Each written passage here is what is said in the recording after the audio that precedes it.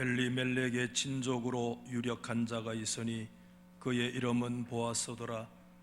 모압 여인 룻이 나오미에게 이르되 원하건대 내가 밭으로 가서 내가 누구에게 은혜를 입으면 그를 따라서 이삭을 줍겠나이다 하니 나오미가 그에게 이르되 내 따라 갈지어다 하매 룻이 가서 베는 자를 따라 밭에서 이삭을 줍는데 우연히 엘리멜렉의 친족 보아스에게 속한 밭에 이르렀더라.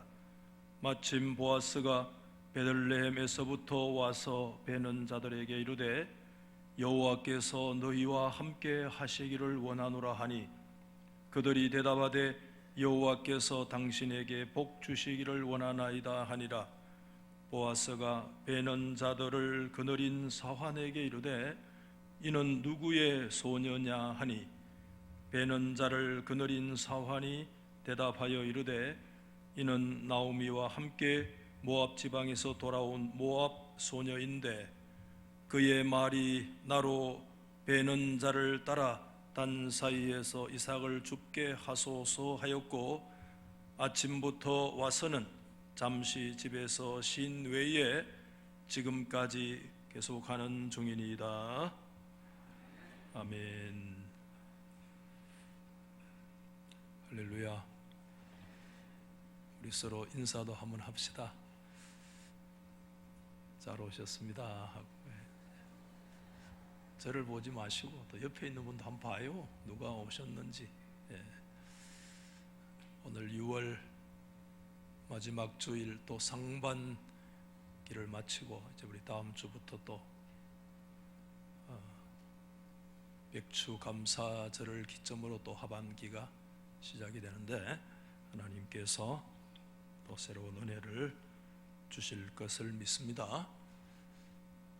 룻기의 강해자인 이안 두기더라고 하는 교수는 지금 현재 미국 웨스트민스터 신학교의 구약 교수로 섬기면서 최근에 그분의 강의를 지지난주에 들은 사람에 의하면 항암 치료를 하고 있는 어려운 가운데서 강의를 했다, 그런 얘기를 들었는데 그 이안 두기더 교수가 룻기서 2장 말씀의 제목을 뭐라고 정했느냐 하면 폭풍에서의 피난처. 어디에서요? 폭풍에서의 피난처라고 하는 2장의 강의 제목을 적으면서 그 시작하는 첫 문장을 뭐라고 말했느냐 하면 밑바닥을 쳐본 적이 있는가? 이렇게 질문했어요. 뭐라고요? 밑바닥을 쳐본 적이 있는가? 다시 말하면 당신의 삶의 현장에서 당신의 인생 속에서 밑바닥을 쳐본 적이 있는가를 묻는 그런 질문이 아니겠습니까?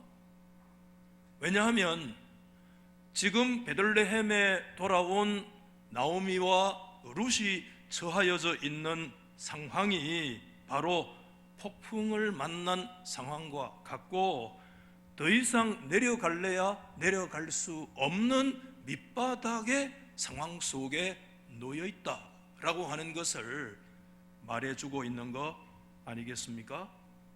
그는 계속해서 이렇게 말을 덧붙이고 있습니다. 우리는 때때로 그릇의 바닥을 긋고 있을 뿐만 아니라 그것을 거꾸로 흔들어도 아무것도 남아있지 않는 것처럼 보일 때가 있습니다. 더 이상 긁을 것이 남아있지 않기 때문에 계속해서 긁는 것 자체가 무익한 일입니다.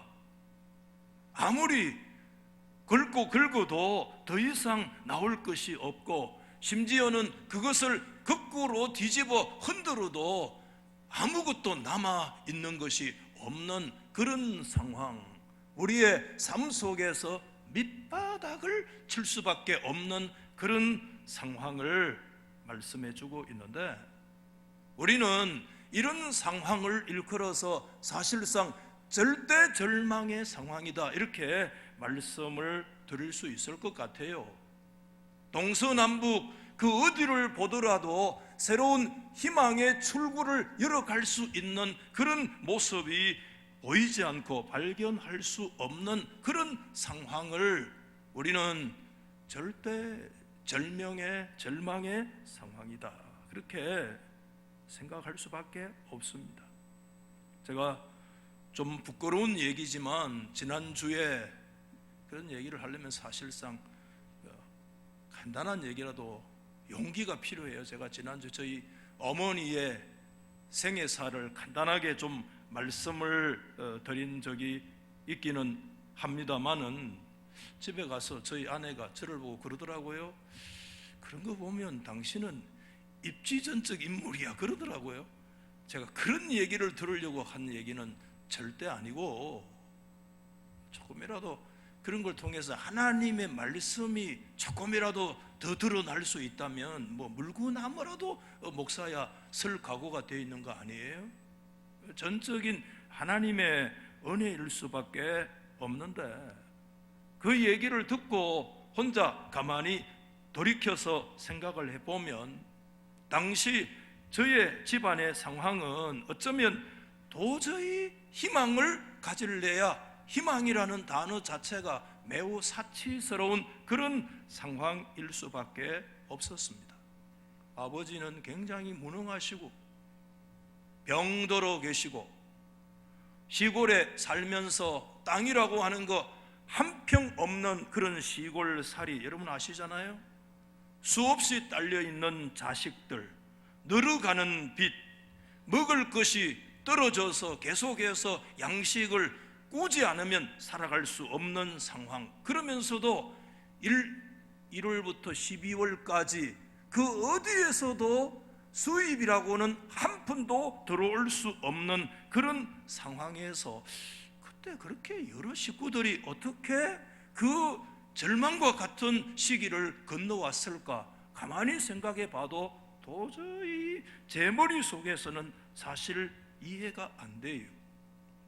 어려서 가만히 누워서 우리 집안의 상황들을 그 나름의 수준대로 생각을 해본 적이 있는데, 도저히 우리 집안에는 소망이라고 하는 것을 가질 수가 없겠구나 하는 그런 답답한 마음을 가진 적이 한두 번이 아니었습니다.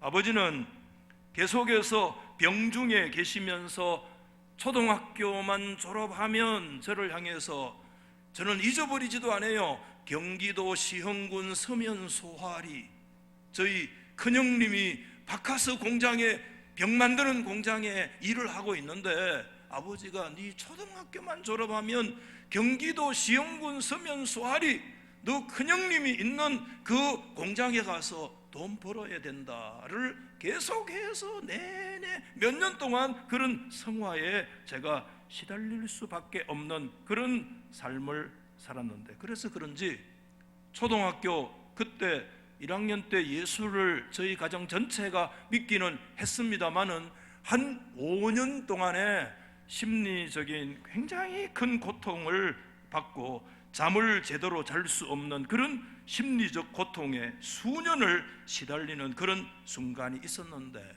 그런 상황 속에서도 제가 중학교를 저희 집안의 단군 이래 처음 중학교 갔어요. 그러면 고등학교도 처음 갔는 거 아니겠어요? 그런 상황에서 대학교를 어떻게 갔는지 사실상 돌이켜보면 도저히 이해가 저도 안 돼요. 그래서 저는 지금이라도 제 마음 깊은 곳에 늘 사모하는 단어가 있다면 희망이라는 단어를 참 좋아합니다. 여러분, 일본인 소위 우치다 타츠루와 오카다 도시오라고 하는 이 우치다와 오카다 두 사람의 대담집의 제목이 뭐냐 하면 절망의 시대를 건너는 법이라는 책이 있어요. 참 책 제목이 너무 좋은 거예요. 책을 제목도 좋아야 돼요. 그래야 책을 집잖아요. 수백 권 있는 가운데 그래서 딱 눈에 띄는 거예요. 절망의 시대를 건너는 법. 제목이 좋아. 이거는 막 내용이 어찌됐든 간에 제목이 좋아가서 뻥 맞는 경우도 많이 있지만, 그래도 제목이 좋아서 책 사는 경우도 굉장히 많아요. 절망의 시대를 건너는 법이야. 이게 마음에 딱 드는 거예요. 그래서 그 책을 몇 년 전에 한번 제가 탐독을 했던 적이 있는데, 기대만큼은 아닙니다만은 그 소위 우치다와 오카다가 그 책에서 뭐라고 얘기하느냐, 우리가 살고 있는 현 시대를 절망의 시대로 인식을 하고 있으면서, 그 사람들이 말하는 절망의 의미가 뭔가 하면 전에 가지고 있었던 우리 사회의 공동체성의 붕괴를 그들은 절망으로 본 거예요. 여러분, 우리가 개인의 경험이 다 다릅니다만은 우리 과거 소위 농어촌 경제 속에서 가졌던 강력한 그 공동체의 유대감, 그런 상부상조하던 그런 모습이 있었어요. 제가 초등학교 다닐 때만 해도 저녁에 해그름할 때쯤 되면 수많은 동네 아이들이 다 한 공간에 또는 한 마당에, 큰 마당에 모여서 전부 다 손에 손잡고 우리 집에 왜 왔니 왜 왔니 왜 왔니, 그 노래 아세요? 그럼 뭐죠? 꽃 찾아러 왔단다 왔단다 왔단, 무슨 꽃을 찾으러 왔느냐 왔느냐, 그럼 뭐죠? 장식이 꽃을 그럼 제가 이제 지적을 당하는 거예요. 그렇게 온 동네 아이들이 어울려서 1시간 2시간 달빛이 어스름할 때까지 그 공동체의 그 강력한 유대감과 그 상부상조의 정신이 굉장했어요, 사실상.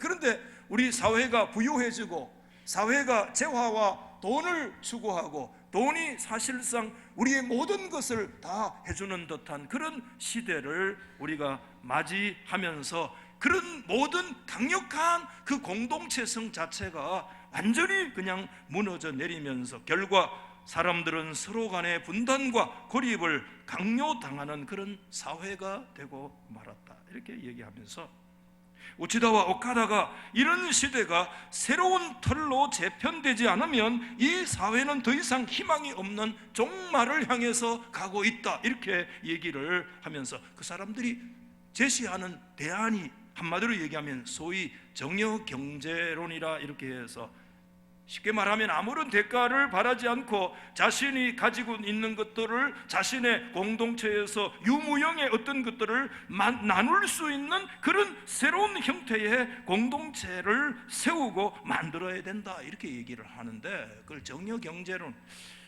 들어보면 전혀 현실성이 없는 것 같고 뜬구름 잡는 듯한 그런 소리처럼 들려와서 좀 실망을 하기도 했습니다만, 그래도 뭔가 마음에 의미 있는 것이 뭐냐 하면, 우리가 살고 있는 시대가 이 절망의 시대구나.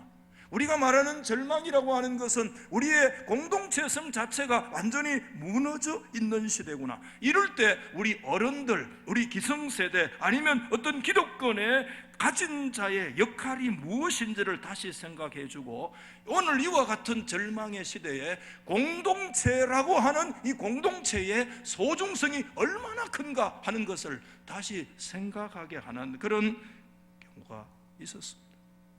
여러분, 제가 앞에 써붙여놨습니다마는 룻기라고 하는 이 말씀을 천착하는 그 믿음의 출발점도 실상은 사실 어디에? 희망이라고 하는 데 있습니다. 절망의 상황에서 우리는 무엇을 과연 할 수 있는가? 그때 교회 공동체는 어떤 의미를 가지고 있는가? 그리스도인들은 절망의 시대를 어떻게 이 강을 건너갈 수 있을 것인가? 룻기의 말씀을 묵상하면서 계속해서 기도하면서, 그래서 좀 의도적으로 하나님의 말씀을 왜곡하지 않는, 하나님의 말씀이 조금이라도 허락하는 그런 영역들이 우리 가운데 있다면, 이 완전히 무너진 이 나오미와 이 룻이라고 하는 그 도탄과 완전히 비참에 빠져 있는, 더 이상 동서남북 어디에도 새로운 방향으로 열어갈 수 없는 그 큰 절대 절망에 빠져 있는 그들을 향해서 하나님께서 그들에게 보여주시는 하나님의 희망의 그 빗줄기가 도대체 무엇인가 하는 것을 의도적인 눈을 가지고 이 성경을 계속해서 저도 믿음으로 찾고 있어요. 사실 다행스러운 것은 우리가 지난 주일에도 말씀을 드렸습니다마는 1장 22절 끝에 보면 그들이 돌아올 때가 온 때가 언제냐? 보리 추수 시작할 때라고 하는 거 제가 지난 주일에 그런 제목을 가지고 말씀을 드렸는데, 이 구절이 소중한 것은 이 구절 자체가 사실상 룻기에 드리워져 있는 소망의 징조의 말씀이기 때문에 그렇습니다. 나오미는 앞에 1장 21절에서 자신의 삶을 두고 내가 풍족하게 나갔더니 여호와께서 내게 비어 돌아오게 하셨다. 풍족의 삶에서 공허의 삶으로 돌아왔다. 모든 것이 풍성한 삶 속에서 텅텅 비어있는 그런 상태로 돌아왔다고 얘기를 하고 있습니다마는, 지금 여러분 베들레헴을 기점으로 해서 나타나는 하나님의 백성들의 삶의 자리는 나오미가 처하여 있는 상황과는 지금 베들레헴이 정반대의 상황으로 흘러가고 있다는 사실을 성경이 보여주잖아요. 룻기의 시작이 1장 1절에 흉년에서 시작을 했습니다. 그 흉년 때문에 도대체 그들이 살 수 없는 그런 상황에서 있습니다마는 시작이 흉년인데, 오늘 이 1장 끝부분에 가면 보리 추수가 시작되어지는 곳으로 그 땅에 변화가 일어났어요. 베들레헴이 다시 한번 양식으로 가득 찼고, 말 그대로 베들레헴은 현재 지금 하나님의 축제의 상태였습니다. 베들레헴이 떡의 집이라고 하는 이름을 가지고 있었습니다마는, 그 베들레헴의 떡의 집이 소위 떡이 떨어져서 하나님의 백성들이 살 수 없는 상황이었다가 이리저리 흩어져 있는데, 지금은 명실상부 그 베들레헴 떡의 집에 걸맞는 그와 같은 상황으로 그 땅이 회복되어지고 있다는, 이 보리 추수가 시작되었다는 이 사실은 룻기서 성경에 드리워지는 놀라운 희망과 소망의 근거로 우리 가운데 한 줄기 빛을 던져주고 있다는 사실을 우리가 놓칠 수가 없습니다.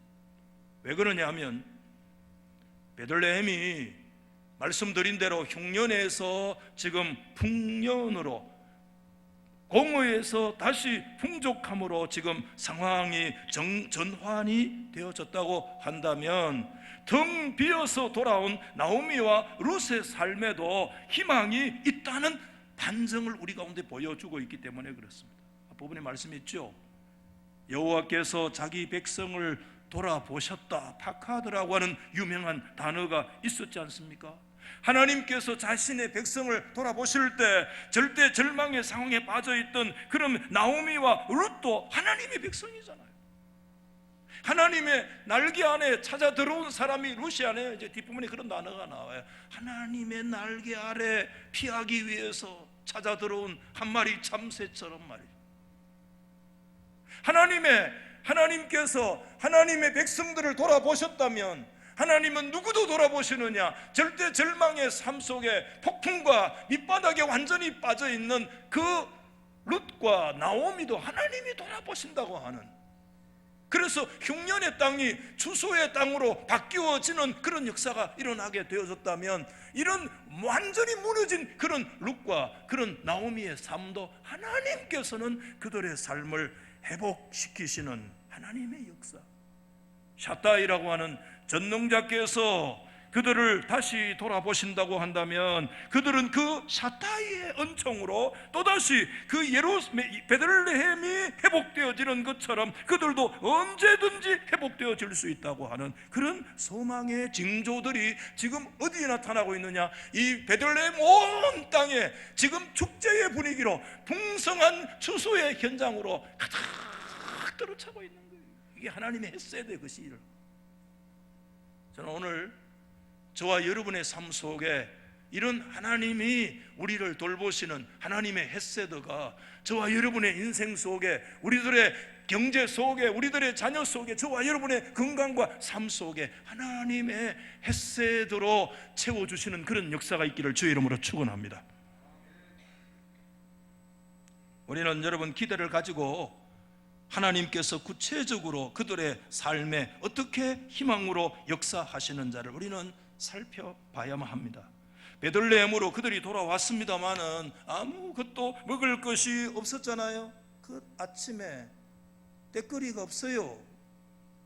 그래서 그들은 정말 이방 여인이잖아요. 어디 아무것도 보장된 것이 없었어.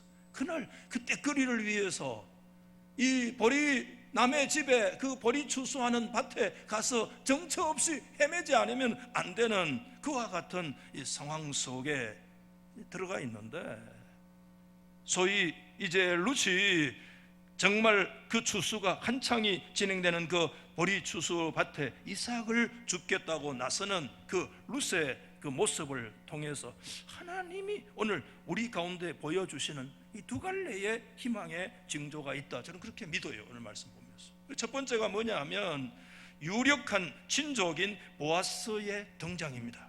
여러분 아시다시피 오늘 2장 1절에 보면 나오미의 남편 엘리멜렉의 친족으로 유력한 자가 있으니 그의 이름은 뭐라고 그랬어요?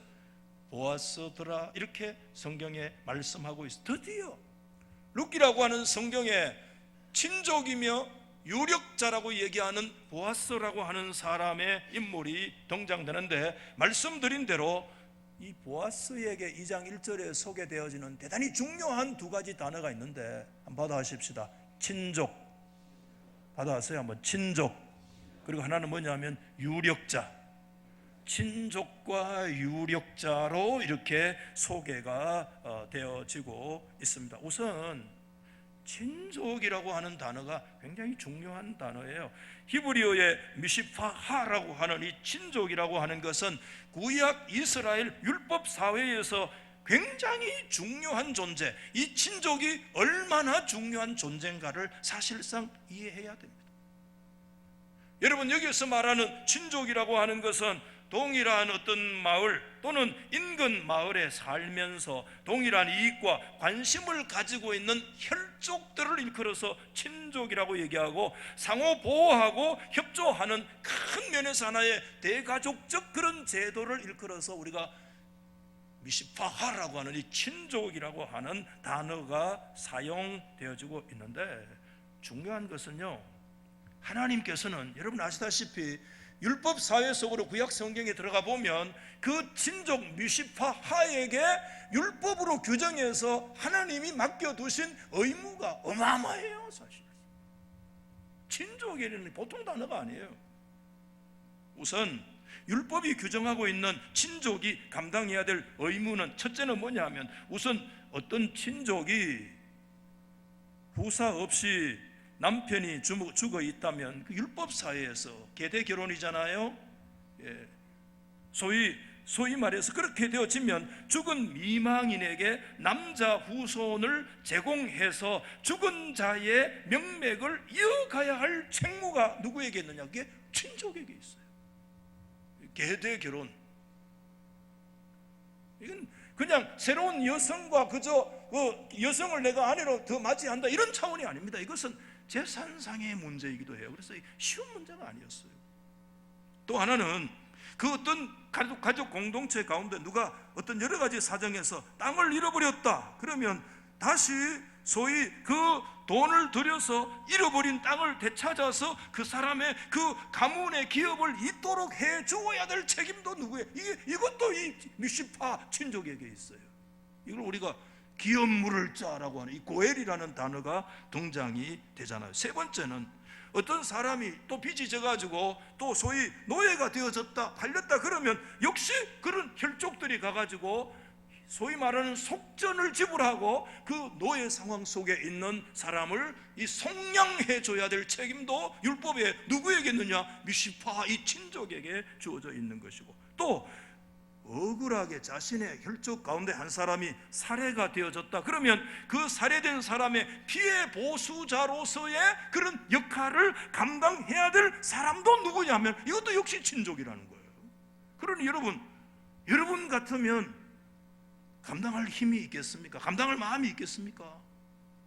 그래서 오늘 이 성경에 보아스라고 하는 사람을 2장 1절에 처음 제시하면서 소개할 때 첫 번째 얘기하는 뮤시파하, 그는 엘리멜렉의 친족이었다라고 하는 얘기는 구약 성경에서 엄청난 그런 배경들을 이 한 단어에 집약을 해서 지금 그 친족이라고 하는 존재가 어떤 사명을 감당해야 될 존재인지 알고 있느냐, 이걸 지금 얘기를 하고 있는데, 여러분 같으면 여러분 어떻게 생각하세요? 이 친족의 사명, 그 쉬운 거 아니죠?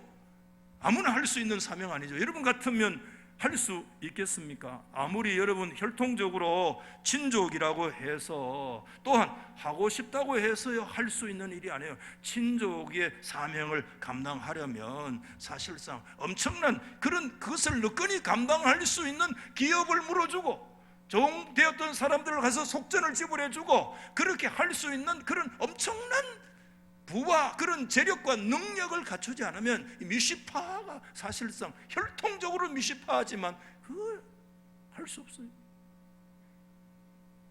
그런데 여러분 천만다행히 오늘 이 엘리멜렉의 친족인 이 미시파로 소개되어지는 보아스는 이런 것을 다 감당할 수 있는 모든 능력을 갖추고 있는 사람. 그래서 성경에 한 번 더 얘기하는데 그 사람이 뭐냐면, 한 번 더 받아봅시다.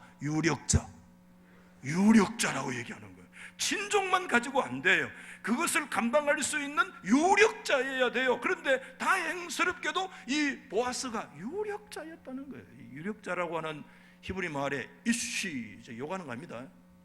이쉬아와 이쉬아는 여자고 이쉬는 남자인데, 이쉬 기뽀르 하일이 뜻인데, 이쉬는 남자란, 기뽀르라고 하는 게 뭐냐면 용감하다, 소위 말해서 이 굉장히 소위 이 강력하다 이런 뜻이. 하일이라고 하면 신체적으로 힘이 있고 능력이 있고 부가 있고 소유와 심지어는 도덕적인 재질까지 탁월한 그런 사람을 하일이라고 그래요. 그래서 종합을 해보면 이쉬 기뽀르 하일, 이 유력한 사람이다. 이건 뭘 얘기하느냐 하면 용맹할 뿐만 아니라 용감하고 담대할 뿐만 아니라 도덕적인 그런 능력도 갖추고 있을 뿐만 아니라 이런 능력도 있고 심지어 재산상의 소유와 이 심지어 사회 상층부의 지도급에 해당되어지는 사람을 이쉬 기뽀르 하일, 이게 오늘 성경 본문에서 얘기하는 이게 뭐냐, 유력자, 이렇게 얘기하는 거예요.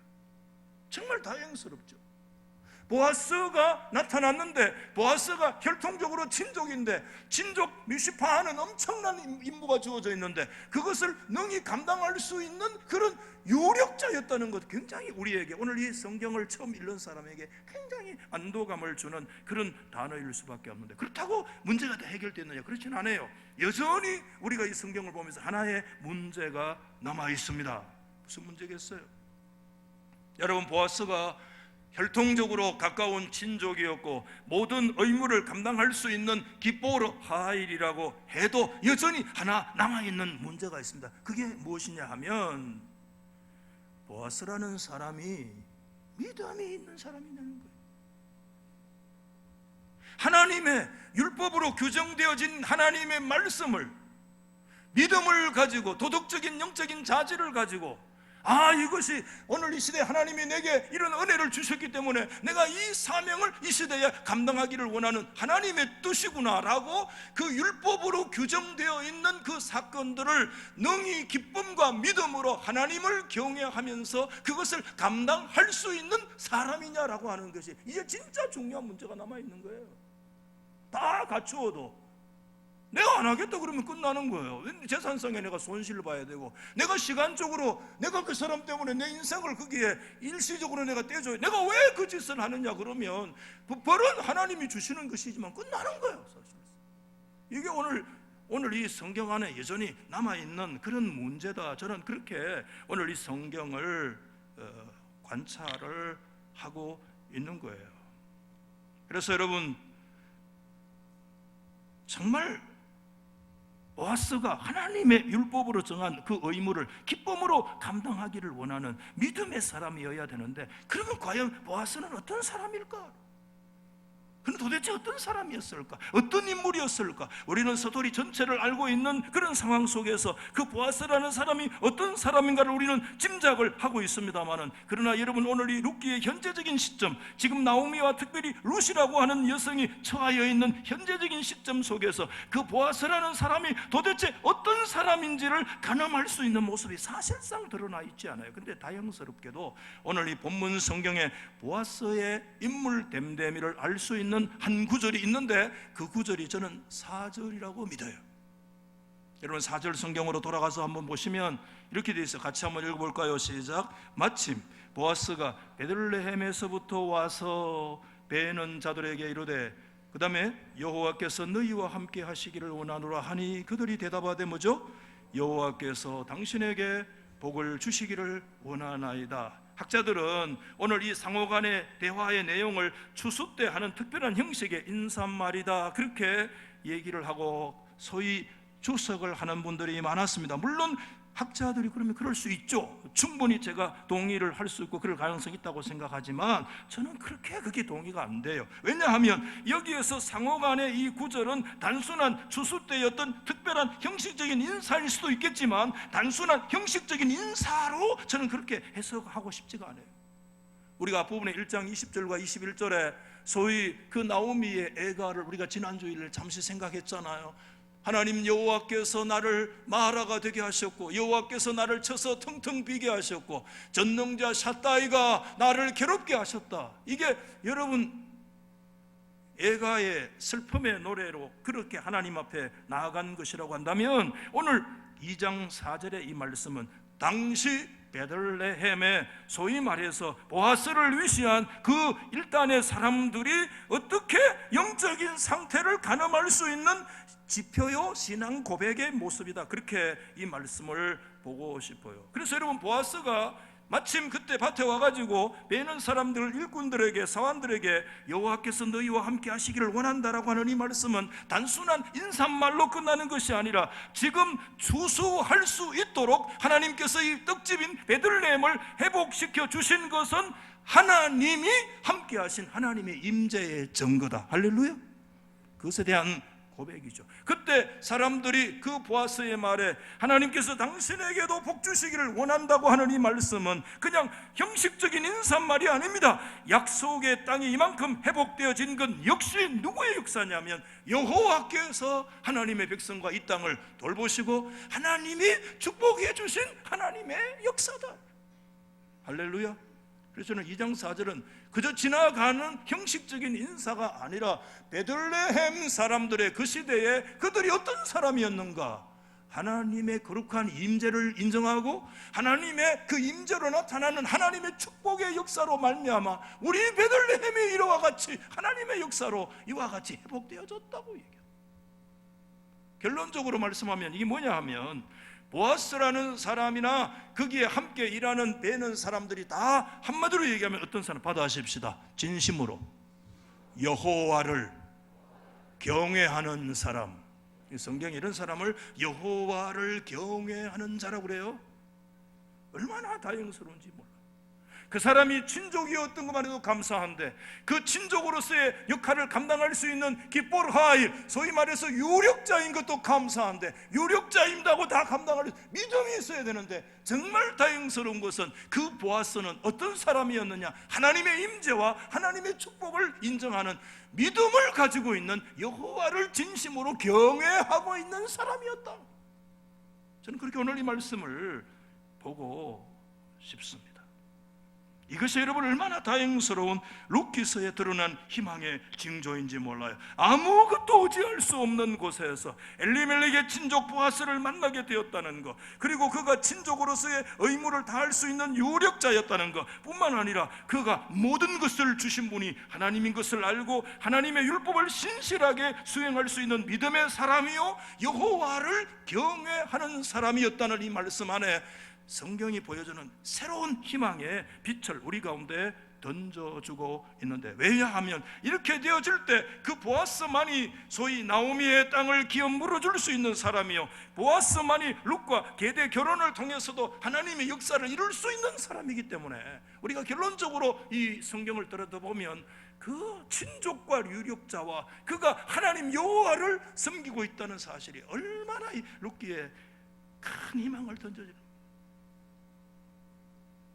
물론 오늘 이 성경을 이 부분에 지나가면서 더 깊이 들어가고 싶지는 않지만 이 부분에서는 여전히 남아있는 한 가지 신학적인 문제, 오늘 그 구약의 친족일, 오늘 신약의 우리 성도들 가운데 우리는 무슨 역사를 감당할, 그 친족 오늘 신약 교회는 누구인 것인가 하는 이런 문제가 남아있어요. 그래서 어떤 학자는 그런 얘기했어요. 구약의 친족은 신약 교회의 교회 안에 이 공동체의 코이노니아, 앞으로 이 문제를 더 좀 깊이 다룰 수 있는 그런 기회가 있을 줄로 믿고요. 신약의 친족, 구약의 친족은 신약의 교회 공동체에서 영적 코이노니아, 성도들의 공동체의 성이라는 거예요. 그 부분은 우리 앞으로 고민할 것이라고 믿고 좀 지나가는데, 여러분, 이 보아스라고 하는 사람의 등장이 굉장히 룻기서의 그 어두컴컴한 곳에서 빛을 탁 던져주고 있는 그런 성경으로 희망의 빗줄기로 나타나고 있다고 한다면, 이게 첫 번째라고 한다면, 이 룻이 나아가서 이 소위 보리삭을 줍고 있는 그 상황 속에 두 갈래 가운데 또 하나의 오늘 마지막 말씀의 갈래가 있는데, 이게 두 번째 갈래인데, 이게 저는 이렇게 정리했어요. 우연히와 마침이라고 하는 이 성경 문장 구조 속에서 드러나고 있는 주권적 섭리자의 등장이라는 거예요. 여러분의 말씀을 좀 주목하십시오.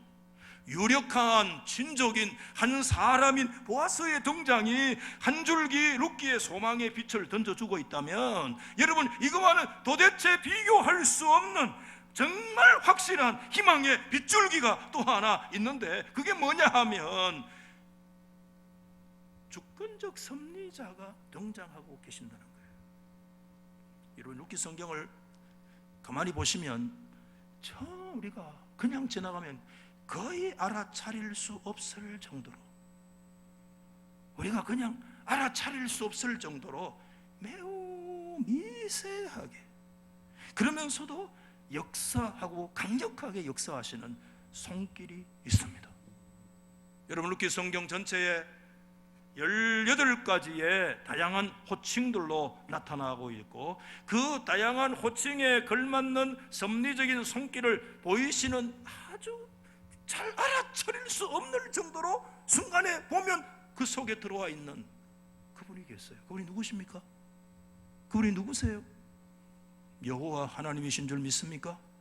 여러분, 오늘 성경 3절 성경에 나타나는 룻의 발길을 한번 보십시오. 자, 여러분 3절 같이 한번 더 읽어봅시다. 시작. 룻이 가서 베는 자를 따라 밭에서 이삭을 줍는데 우연히 엘리멜렉의 친족 보아스에게 속한 밭에, 여기 동그라미, 우연히 그게 보아스라는 밭인지 몰랐어요. 오늘 성경에 우연히 그냥 갔는데 그 보아스의 밭에 이르게 되었다, 이렇게 말씀하고 있는 거예요.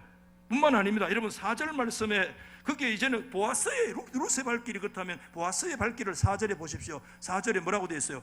마침 보아스가 베들레헴에서부터 와서 베는 자들에게 이르렀다, 이렇게 여기에서 중요한 거, 마침 그때 마침. 여러분, 룻의 발길에 그 우연성을 통해서 보아스의 밭에 이르게 하시고, 또 그때 마침 때를 맞추어서 그 밭으로 보아스를 인도하신 분이 누구세요? 누구십니까? 하나님이신 줄 여러분 진실로 믿으십니까?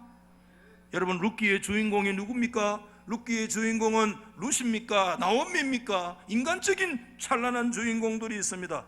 여러분, 성경학자 브루스 윌트키는 그의 구약 신학에서 이렇게 얘기했습니다. 훌륭한 인물들이 이 이야기의 최전방에 나와 있고 여호와는 그 배후에 숨어 계십니다. 그럼에도 불구하고 룻기의 이 나레이터 화자는 사실상 보이지 않는 여호와를 중심으로 펼쳐지고, 여호와가 드라마 속에서 주연 배우이십니다. 룻기라고 하는 이 영적 드라마의 주연 배우가 룻이 아니고 나오미가 아니고 배우에 숨어 계시고, 거의 알아차릴 수 없을 정도로 있지만 미세하게 어느덧 우리의 삶의 현장에 그분이 역사하고 계시는 그분, 이 말씀의 인생의 주연 배우가 누구시냐? 우리 살아계신 여호와 하나님이시라는 거예요. 하나님이 우리 인생의 주연 배우라는 거예요. 성경이 말씀하고 있어요. 여러분, 룻기에 등장하고 있는 하나님은 여러 가지로 신학적으로 정리되어질 수 있으나 룻기에 나오는 하나님은 신적인 언약의 파트너로서의 섭리의 주권자로서의 배후에서 역사하고 계시는 하나님으로 등장하는데, 우리는 이것을 일컬어서 하나님의 주권적 받아십시다. 섭리. 뭐라고요? 섭리. 하나님의 프로비던스, 하나님의 섭리라고 해요. 하나님의 백성들은 하나님의 이 섭리의 손길을 어떤 상황 속에서도 볼 수 있는 믿음의 안목을 가져야 합니다. 오늘날 많은 사람들은 이렇게 얘기합니다. 우연은 없다, 필연이다. 그 말도 맞아요. 하나님의 편에서는 다 필연이죠. 근데 우리 인생들은 다 필연 아니에요. 전혀 계획도 안 했는데 일어나는 일들이 많아요. 그 우연히 일어난 일이에요. 그건 우리의 삶의 실제입니다.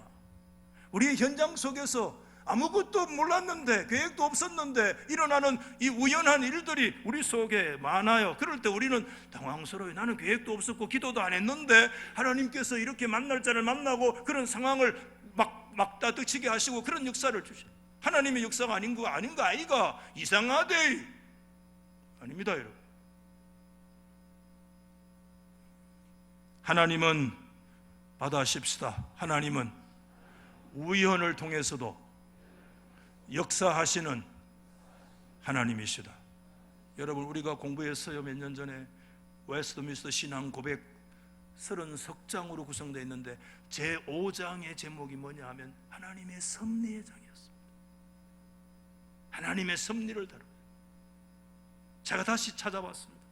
여러분, 웨스트민스터 신앙고백서 제5장 2절 말씀에 이렇게 기록되어 있어요. 하나님의 예지와 작정이 제일 원인이 되어 만사는 변함없고 틀림없이 발생하지만 하나님께서는 같은 섭리로 제2 원인들을 본성을 따라, 그 다음에 앞에 내용을 좀 다 알아. 뒤에 본성을 따라 뭐죠? 필연적으로, 그 다음에 뭐죠? 혹은 자유롭게, 혹은 어떻게 해요? 우연히 일어나도록 정리하신다. 무슨 말씀이에요? 하나님께 우연이 없어요. 오늘 이 성경에 necessarily, 필연적으로도 역사하시고, 하나님은 freely, 자유롭게 역사하시고, 하나님은 contingentally, 때로는 우연히도 역사하시고. 받아십시다. 꼭 기억하세요. 우연히 하나님의 섭리의 손길이다. 아멘. 여러분, 칼빈이 기독교 강요 제1권에서 하나님에 대한 깊은 얘기를 하면서 1권 끝에 그런 얘기를 하고 있습니다. 기독교 강요 1권 17장 1절에 보면 하나님은 어떻게 중개자를 통해서 일하시기도 하고, 하나님은 중개자 없이 일하시기도 하고, 때로는 중개자와 반하여 일하기도 하신다. 프리리, 하나님은 자유롭게 하시는 거예요. 하나님의 섭리는 자유로워요. 하나님은 우연히 역사하시는 하나님이기도 해요. 할렐루야. 뭐 우연히 일어나는 일이니까, 근데 기도도 안 한 결과로 이건 뭐 어디 소발에 쥐잡기로 일어난 일이 아니야. 천만에 우연히 일어난 그곳에 하나님의 섭리가 우리와 함께 하신다는 사실을 믿으시기를 주의 이름으로 축원합니다. 저는 오늘 이 말씀을 보면서 우리 자신의 삶의 생애를 다시 돌아볼 때 하나님 앞에 눈물을 짓지 않을 수가 없었습니다. 왜냐하면 그때 그 상황 속에서도 하나님은 잠잠히 나와 함께 하시고 나를 떠나시지도 않으시고, 내가 알아차리지 못해서 그렇지만 그때도 하나님은 조용히 아주 미세한 손길로 조용한 음성으로 오셔서 그분의 내 인생의 배후에 나의 모습을 완전히 드러내지 않으셨지만 우리 인생의 배후에서 하나님은 강력하신 하나님의 섭리적인 주권적인 하나님의 섭리로 그때도 우리와 함께 하신 하나님이셨구나. 아멘. 지금 이 순간에도 하나님은 우리와 함께 주권적으로 섭리하고 계시는 분이시구나.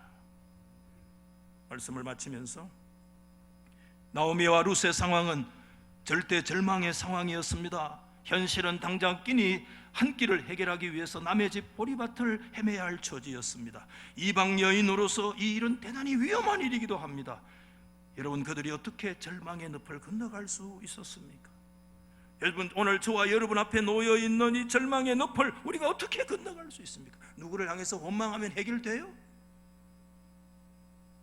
아무것도 보이지 않을 때 우리는 다시 하나님의 말씀 앞으로 돌아가서 하나님의 말씀을 붙들어야 합니다. 우리 달서교회는 어떤 상황 속에서도 하나님의 주시는 말씀을 붙드는 교회가 되기를 소망합니다. 아무도 느낄 수 없었지만 그때도 하나님은 우리 인생의 무대 뒤에 숨어 계시면서 주권적인 섭리의 손길을 들이우고 계셨습니다. 믿음의 눈을 열어 오늘 이 시간 이 하나님의 섭리의 손길을 볼 수 있는 역사가 있기를 주의 이름으로 축원합니다. 나는 아무런 계획이 없었지만 우연히 만날 자를 만나게 하시고 또 때를 따라서 맞추시는 하나님은 지금도 하나님의 섭리적 주권자로서 우리와 함께 계시고 저와 여러분의 인생을 붙들 우리 자녀들의 생애를 부여잡고 계시고 고난 중에 있는 나와 함께 여전히 하나님은 그분의 섭리의 손길을 내 인생을 붙들고 계시는 하나님이신 줄 믿으시면 우리 크게 아멘 합시다. 아멘. 저는 지난주 한 주간 내내 이 찬송 불렀어요. 하나님의 사랑을 사모하는 자, 하나님의 평안을 바라보는 자. 그래서 제가 여러 차례 이 찬송을 불렀어요. 여러분, 이 찬송을 부르면서 하나님을 바라보실 수 있는 믿음의 눈이 우리 가운데 열려지기를 주님의 이름으로 축원합니다.